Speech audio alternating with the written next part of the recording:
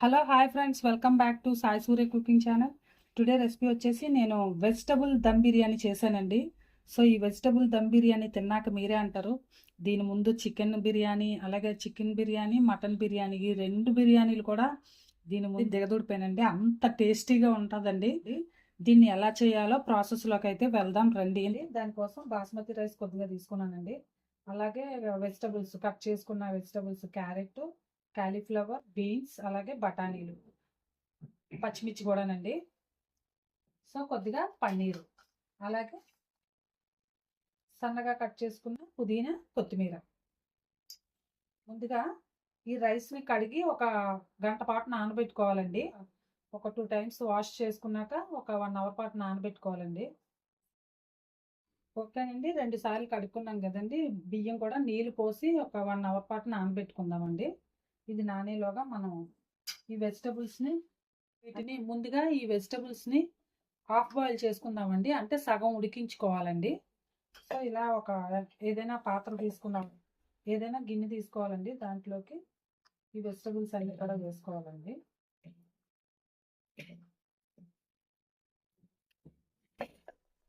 అలాగే carrot, beans, బఠానీ కూడా.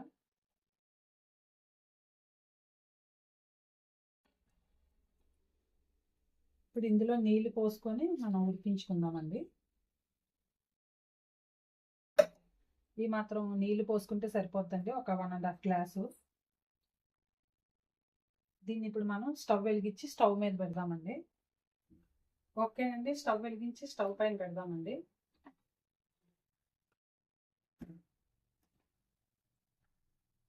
సో ఈ వెజిటబుల్స్ సగం వరకు ఉడకాలండి, అంటే హాఫ్ బాయిల్ ఉడకాలండి. ఒక 50% ఉడికితే మనకు సరిపోద్దండి. కాసేపు మూత పెట్టుకుందామండి.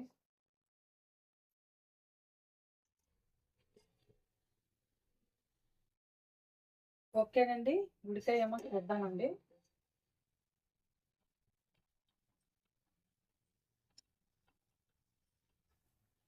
ఇలా హాఫ్ బాయిల్ చేసుకోవాలండి. ఓకేనండి, ఇలా కుక్ అవ్వాలండి, హాఫ్ బాయిల్ చేసుకోవాలి. సగం ఉడికాయి కదా, వీటిని తీసుకొని వేరే బౌల్లో వేసుకుందామండి. ఓకేనండి, వెజిటబుల్స్ అన్నీ కూడా మనం ఈ బౌల్లో వేసుకుందామండి.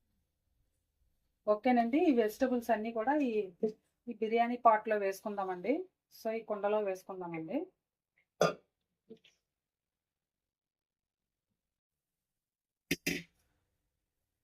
ఇప్పుడు మనం దీన్ని మ్యారినేట్ చేసుకోవాలి కదండి.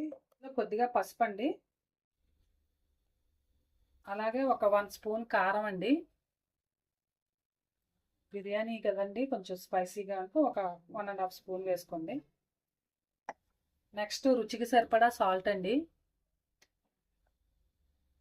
అలాగే ఒక 1 స్పూన్ ధనియాల పొడి అండి, అలాగే ఒక 1 స్పూను గరం మసాలా పొడి అండి. మనం చూపించాం కదండి పన్నీరు, హోమ్ మేడ్ పన్నీర్ అండి ఇది. పన్నీర్ కూడా వేసుకుందామండి.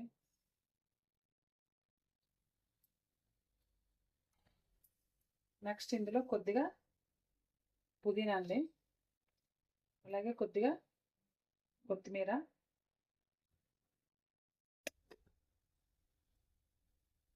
అలాగే హాఫ్ కప్పు పెరుగండి,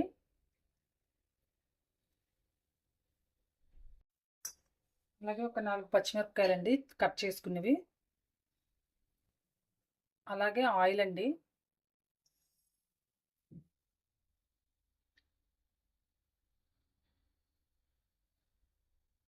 ఒక 2.5 స్పూన్ ఆయిల్ అండి. నెక్స్ట్ కొద్దిగా ఫ్రైడ్ ఆనియన్స్ అండి, అలాగే అల్లం వెల్లుల్లి పేస్ట్ అండి, ఒక 1.5 స్పూన్ వేసుకోండి. ఫైనల్లీ నిమ్మరసం అండి, ఒక 4 చెక్కలు నిమ్మరసం, గింజలు తీసేసుకొని. సో ఇప్పుడు ఇదంతా కూడా బాగా కలుపుకోవాలండి, మ్యారినేట్ చేసుకోవాలండి మొత్తం.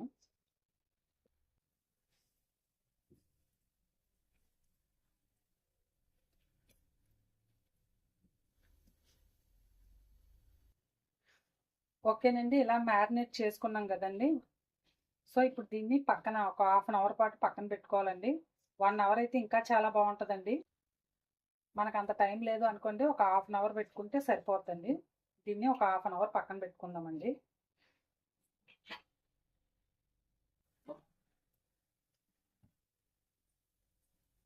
ఓకేనండి, ఇప్పుడు మనం రైస్ స్టవ్ మీద పెట్టుకుందామండి. గరం మసాలాలు వేసుకుందామండి. సో జాపత్రి, అనాస్ పువ్వు, అలాగే దాల్చిన చెక్క, యాలకులు, ఒక 4 లవంగాలు, సాజీరా, నెక్స్ట్ బిర్యానీ ఆకులు, ఇలా. ఓకేనండి, ఓల్ గరం మసాలాలన్నీ కూడా రైస్లో వేసుకుందామండి.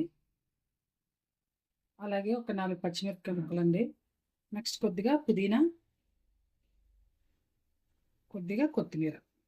ఇప్పుడు దీన్ని స్టవ్ పైన పెడదామండి.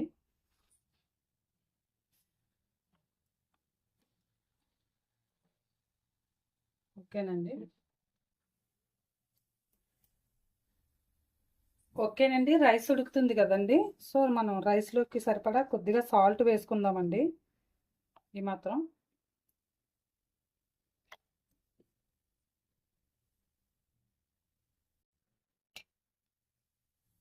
నీళ్ళు అయితే ఎక్కువే పోసుకోవాలండి. మనకి ఎప్పుడైనా సరే బిర్యానీకి రైసు ఫ్రీగా, అంటే బాగా లూజ్గా ఎక్కువ వాటర్ ఉండి ఉడికితే, ఫ్రీగా ఉడికితే చాలా పొడి పొడిలాడుతూ వస్తుందండి బిర్యానీ.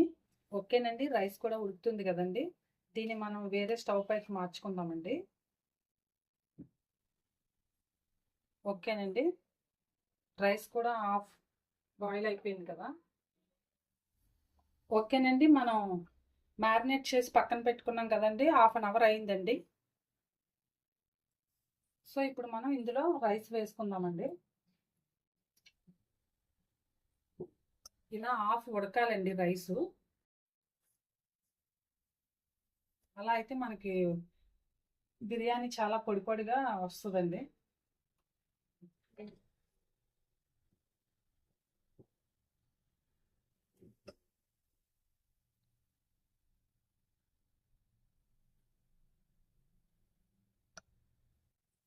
ఇలా మనకు పట్టుకుంటే విరిగేటట్టుగా ఉంటే మనకి ఇంకాస్త అయితే రైస్ అయిపోతుంది.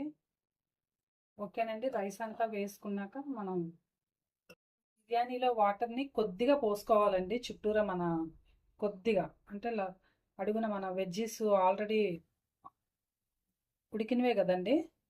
సో ఈ మాత్రం అయితే సరిపోద్దండి. ఇప్పుడు పైన కొద్దిగా ఫ్రైడ్ ఆనియన్స్ వేసుకుందామండి. అలాగే ఇంకొద్దిగా పుదీనా అండి, కొద్దిగా కొత్తిమీర.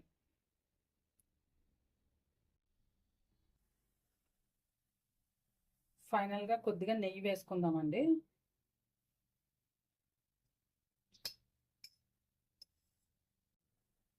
ఒక 1.5 స్పూన్ నెయ్యి వేసుకుందాం.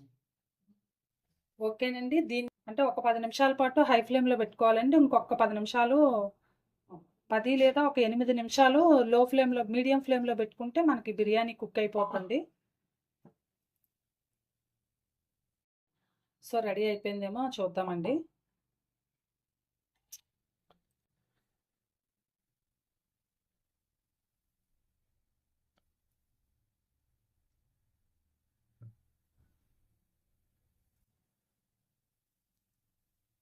ఓకేనండి, మన దమ్ బిర్యానీ అయితే రెడీ అయిపోయిందండి.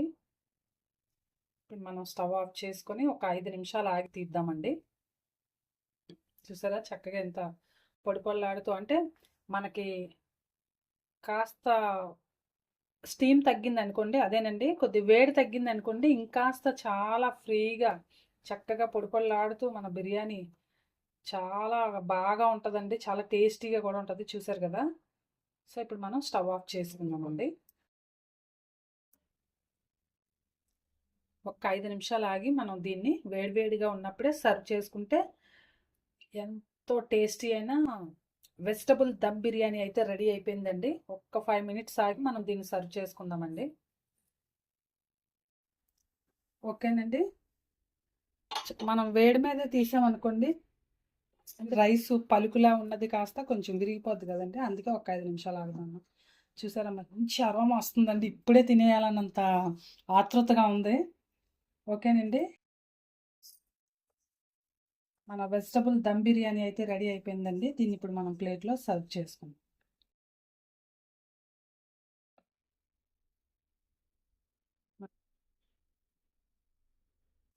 చక్కగా మనకి సాఫ్రాన్ లేకుండానే కుంకుమ పువ్వు కలర్ వచ్చేసింది కదండి.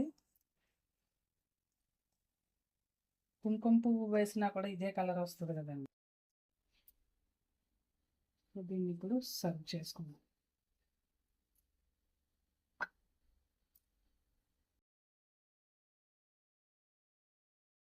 దమ్ బిర్యానీ మనకి నాన్ వెజ్ కూడా సరిపోదండి దీంతో. నాన్ వెజ్ బిర్యానీ అయితే దీని ముందు వేస్టే నన్ను అడిగితే, అంత టేస్టీగా ఉంటుందండి.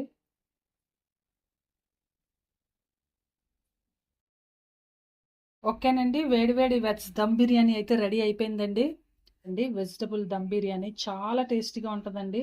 అసలు మన చికెన్ మటన్ అవేవి కూడా వీటి ముందు దిగదుడిపోయానండి, అంత టేస్టీగా ఉంటుంది. సో నచ్చితే కనుక మీరు కూడా ట్రై చేయండి. ట్రై చేసి టేస్ట్ చేసి మీ ఫ్రెండ్స్కి కూడా షేర్ చేయండి. నచ్చితే ఒక కామెంట్ కూడా పెట్టండి. Please like and subscribe my channel. Bye friends, మళ్ళీ నెక్స్ట్ వీడియోలో ఇంకో వంటతో కలుద్దాం.